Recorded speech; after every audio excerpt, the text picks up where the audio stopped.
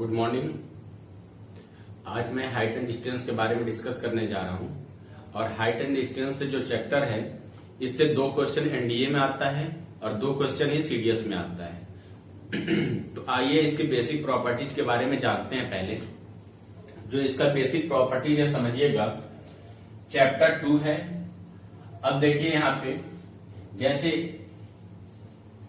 एक कोई पोल है और एक जमीन है, जमीन से पोल को देखा जाता है ऊपर की तरफ, तो यहाँ पे जो एंगल बनता है इसको बोलते हैं एंगल ऑफ एलिवेशन।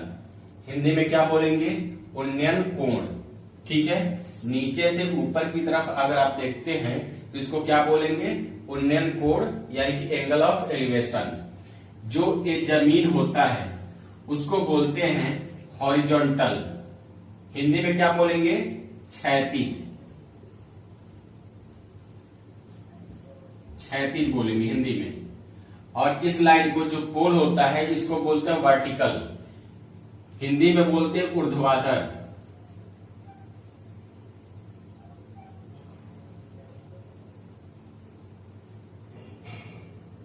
ऊर्ध्वाधर। ठीक है, तो एंगल ऑफ एलिवेशन समझ में आ गया होगा। एंगल ऑफ डिप्रेशन क्या होता है समझिए। जैसे मान लीजिए कोई एक पोल है या एक कोई बिल्डिंग है, बिल्डिंग के छत से आप नीचे की तरफ देखते हैं, कहीं पे भी किसी पॉइंट को देखते हैं, तो जो एंगल बनेगा बिल्डिंग और इस लाइन के बीच नहीं बनता है। कभी कभी बच्चे गलत करते हैं, यहाँ पे एंगल मान लेते हैं जो गलत है। बिल्डिंग से एक लाइन बनाएंगे मन में, एक क्षैतिज लाइन यानी कि हॉरिजॉन्टल लाइन बनाएंगे और उससे जो एंगल बनेगा यहाँ पे उसको बोलते हैं एंगल ऑफ डिप्रेशन यानी कि अवनमन कोण। तो ये समझ में आ गया होगा अवनमन कोण कहां से बनता है। जैसे मान लीजिए कभी भी क्वेश्चन में एंगल ऑफ डिप्रेशन की बात करता है तो हमेशा आप एंगल ऑफ एलिवेशन को यूज करिएगा। क्यों? क्योंकि यहाँ पे देखिए इस एंगल और इस एंगल को देखिए, दोनों आपस में कैसे हैं? अल्टरनेट एंगल है। अल्टरनेट एंगल आपस में इक्वल होता है। अगर ये फाई है ये भी फाई होगा। ठीक है, क्लियर हो गया होगा। एक एक बेसिक चीज के बारे में पहले समझें, तभी क्वेश्चन सॉल्व हो सकता है।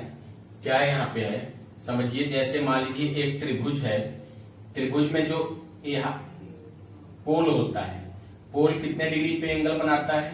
90 डिग्री पे। ये तो सबको पता होगा। और इसका जो बेस है उसको हिंदी में क्या बोलते हैं? आधार। और इसको क्या बोलते हैं? हाइपोटेन्यूज यानी कि कर्ण। और ये सबको पता होगा, इसको हिंदी में बोलते हैं लंब, इंग्लिश में परपेंडिकुलर। क्लियर हो गया। अगर मान लीजिए क्वेश्चन सॉल्व करना हो तो आपको ये आना चाहिए। जैसे PBP, इसको ऐसे याद रखिएगा, पंडित बद्री प्रसाद हर हर बोल। ठीक है, पंडित बद्री प्रसाद हर हर बोल से याद रखेंगे। अब देखिए साइन थीटा कभी भी बताना हो, जैसे आप लिखा है साइन थीटा, तो हो जाएगा perpendicular upon hypotenuse. Cos theta बताना हो तो base upon hypotenuse. Tan theta perpendicular upon base. ऐसे कॉट थीटा में उल्टा हो जाएगा, क्या होगा? Base upon perpendicular. Sec theta hypotenuse upon base और कॉसेक थीटा हो जाएगा हाइपोटेन्यूज अपॉन परपेंडिकुलर। जो बच्चे हिंदी मीडियम वाले हैं वो लोग याद रखेंगे लाल बटे काका। तो याद रखिएगा sine theta is equal to क्या हो जाएगा? लंब बटे कर्ण। Cos theta is equal to आधार बटे कर्ण। और ऐसे tan theta is equal to लंब बटे आधार। और ऐसे नीचे क्या हो जाएगा? आधार बटे लंब कॉट का, कर्ण बटे आधार सेक का, कर्ण बटे लंब क्या हो जाएगा? कॉसेक का। तो इस तरह दोनों मीडियम के बच्चे याद कर सकते हैं आसानी से। अब एक चीज और समझिए, यहाँ पे जैसे हम बनाए एक छोटा सा फिगर, इसमें PBH लिखे हैं यानी कि परपेंडिकुलर बेस और हाइपोटेन्यूज। अब देखिए कभी भी कोई एक, मान लीजिए कोई एक सीढ़ी है, किसी दीवार के अगेंस्ट लगा है। ये दीवार है और एक सीढ़ी है, किसी दीवार पे लगा हुआ है और कितने डिग्री के एंगल बना रहा है? 45 डिग्री का। और जो दीवार है वो तो 90 डिग्री पे होता ही है। तो 45 डिग्री का कभी भी एंगल बनेगा तो अगला यहाँ पे 90 है, तो बचा हुआ एंगल कितने का होगा? 45 का। ये तो सबको समझ में आ रहा होगा कि तीनों एंगल का सम क्या होता है 180। अब देखिए बच्चों, जब कभी भी 45 डिग्री के एंगल बने हाइट एंड डिस्टेंस में, तो परपेंडिकुलर और बेस आपस में बराबर हो जाते हैं। इस बात को याद रखिएगा। बराबर कैसे हो जाएगा? क्योंकि दोनों एंगल जब बराबर है तो दोनों साइड भी बराबर होगा।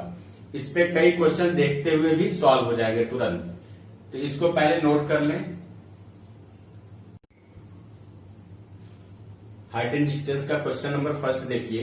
क्वेश्चन क्या है, यहाँ पे बोर्ड पे हम लिख दिए हैं, if the height of a pole is 2√3 meter and the length of its shadow 2 meter, then the angle of elevation of the sun is equal to। अब देखिए कहा कि एक पोल है जिसका हाइट दिया 2√3 मीटर और उसका शैडो क्या है 2 मीटर। तो एंगल ऑफ एलिवेशन बताइए सन का कितने डिग्री का बनेगा। अब देखिए पहला ऑप्शन है 30, दूसरा 45, तीसरा 60 और चौथा ऑप्शन 90 है। अब देखिए बच्चों, इसका सोल्यूशन यहाँ पे देखिए, कहा है कि एक पोल है जिसकी हाइट दिया है 2√3 मीटर और इसका शैडो, जैसे हम खड़े हैं तो मेरा शैडो कहाँ पे बनेगा, जमीन पे। तो शैडो कितने मीटर का है, 2 मीटर का। अब सन यहाँ पे लाइट करता होगा तो इसका एंगल ऑफ एलिवेशन ऐसे ही तो बनेगा, यानी कि यहाँ पे ऐसे बनेगा। तो एंगल ऑफ एलिवेशन किसको बोलेंगे, थीटा को। थीटा की वैल्यू पूछ रहा है। अब देखिए, जैसे पंडित बद्री प्रसाद हर हर बोल का जो कॉन्सेप्ट बताए हैं उसी पे बेस्ड है। परपेंडिकुलर अपन बेस किसमें था, tan थीटा में। तो tan theta is equal to लिखेंगे परपेंडिकुलर, यानी कि 2√3/2।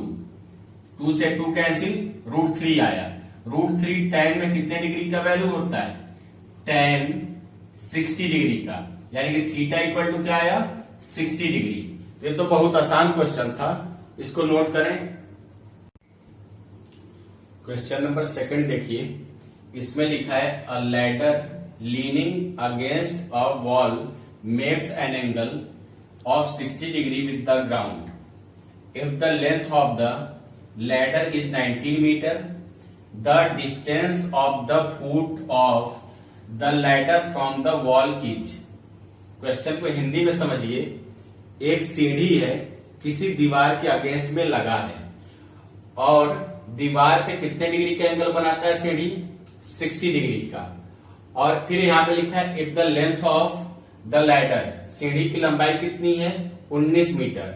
आगे क्वेश्चन क्या पूछा है, the distance of the foot of the ladder from the wall, यानी कि लैडर और दीवार की दूरी कितनी है, ये पूछा है। जैसे मान लीजिए एक कोई सीढ़ी है, दीवार का अगेंस्ट में लग गया, जैसे ये सीढ़ी है और दीवार पे लगा हुआ है, ये दीवार है और ये हो गया आपका सीढ़ी।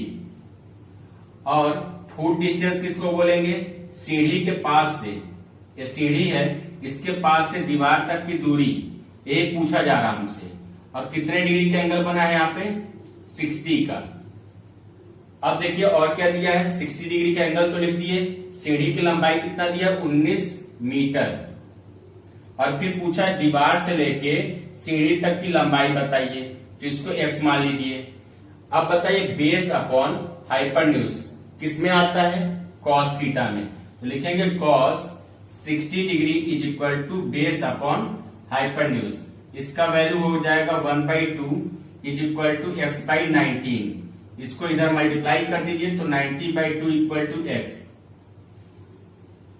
ये आ गया 9.5 मीटर। ये इसका आंसर होगा।